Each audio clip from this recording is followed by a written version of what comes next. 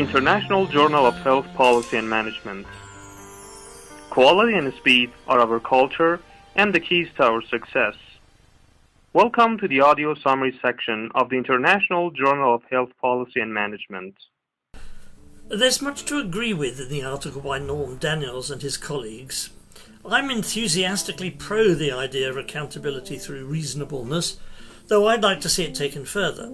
I too think it's important for analysts to be able to take account of equity, protection from catastrophe, doability and so on, but I don't think we need a new form of economic evaluation to accomplish that.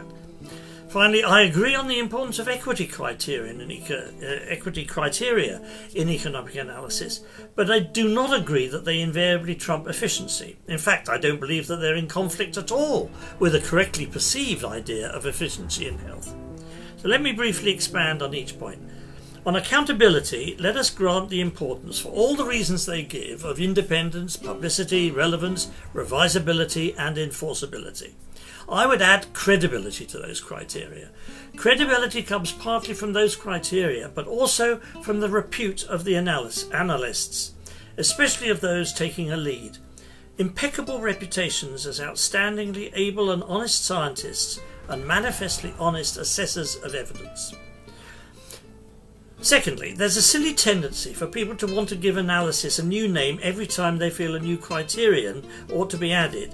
I recently counted 20 rival terms for economic analysis of healthcare options, or health technology assessment, of which the latest from the World Health Organization is Health Intervention and Technology Assessment, HTA, as though there was some possibility of doubt that the technologies in question are interventions, or that the term technology might not embrace as wide a range of interventions as one may choose to subject to analysis.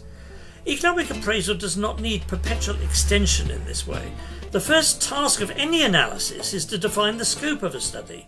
It's at this stage that all the criteria of relevance should be identified. Sometimes efficiency, equity, and many of the rest will be necessitated, sometimes not. The mix is up to the ultimate accountable decision makers, not the analysts. The alleged conflict of efficiency and equity arises because of an assumed arbitrary weighting of outcomes.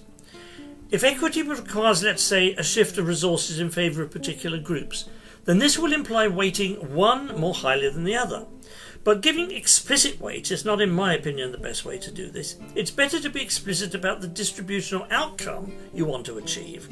To assume equal weight is most certainly wrong, and if you insist on a definition of efficiency that accords each person an equal weight, then you will end up in conflict with equity.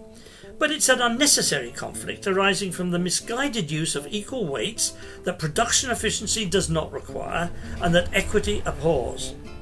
The distribution of health in a community is not, or ought not to be, a matter of efficiency. It's a matter of equity.